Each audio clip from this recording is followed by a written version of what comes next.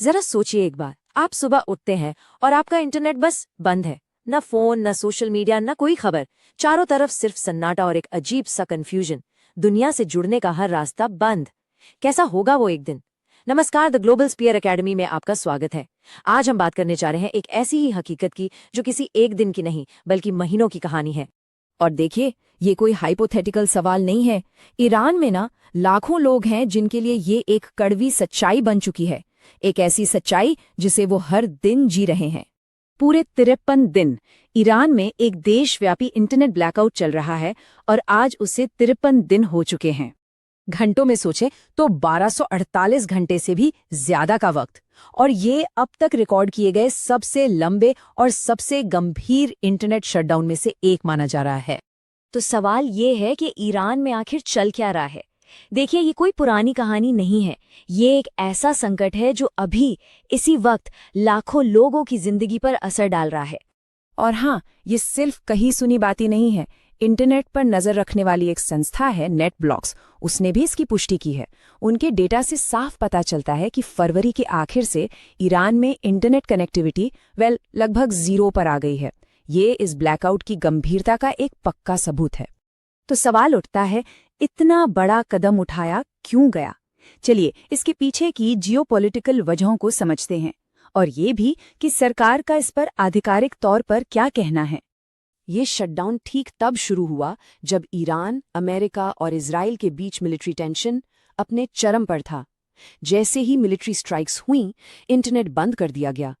तो ये कोई अचानक लिया गया फैसला नहीं लगता, बल्कि एक बड़ी जियोपॉलिटिकल स्ट्रैटेजी का हिस्सा मालूम होता है। ईरान की सरकार ने ऑफिशियली कहा है कि ये नेशनल सिक्योरिटी का मामला है। उनका तर्क ये है कि जब सैन्य तनाव चल रहा हो तो देश को बाहरी खतरों से बचाने के लिए ये कदम जरूरी था। लेकिन देखिए, इसका असर सिर्फ ईरान की सीमाओं तक ही नहीं रुका है। इस टेंशन की वजह से पूरी दुनिया में एक बड़ा एनर्जी क्राइसिस भी खड़ा हो गया है। जब दुनिया के सबसे अहम तेल रूट स्ट्रेट ऑफ होर्मुज पर मिलिट्री हलचल बढ़ती है ना, तो इसका सीधा असर ग्लोबल ऑयल सप्लाई और उसकी कीमतों पर पड़ता है। लेकिन जियोपॉलिटिक्स और तेल की कीमतों से हटकर इस कहानी का एक मानवीय पहलू भी है जो बहुत जरूरी है। और ये वो कीमत है जो ईरान के 9 करोड़ से ज्यादा लोग हर रोज चुका रहे हैं। सोचिए, परिवार अपने उन लोगों से बात नहीं कर पा रहे जो विदेश में हैं। छोटे बड़े बिजनेस जो इंटरनेट पर टिके थे वो रातों रात बंद हो गए। खबरों के नाम पर सिर्फ सरकारी मीडिया बचा है, और अगर आपको किसी से जुड़ना भी है तो सिर्फ एक ऐसे घरेलू नेटवर्क के जरिए जिस पर सरकार की 24 घंटे नजर है। एक पत्रकार हैं इलाहे मोहम्मदी, उनके शब्द इस दर्द को शायद सबसे अच्छे से बयां करते हैं। वो कहती हैं, ये कैसी नौबत आ गई है कि लोगों को आधे अधूरे कनेक्शन के लिए भी खुशी मनानी पड़ रही है। ये इंसान की गरिमा का सबसे बड़ा अपमान है। और पता है, इसी कहानी में एक और बड़ा विरोधाभास है।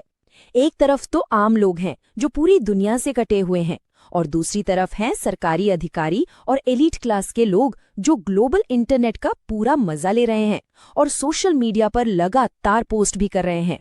चलिए, अब आते हैं इस कहानी के सबसे चिंताजनक पहलू पर। ऐसा लगता है कि ईरान की ये स्ट्रैटेजी सिर्फ एक टेम्पररी ब्लैकआउट नहीं है, बल्कि ये एक नए डिजिटल आयरन कर्टन की शुरुआत हो सकती है। कुछ रिपोर्ट्स के मुताबिक ईरान के अधिकारी एक टियर्ड इंटरनेट सिस्टम पर काम कर रहे हैं। इसका मतलब क्या हुआ?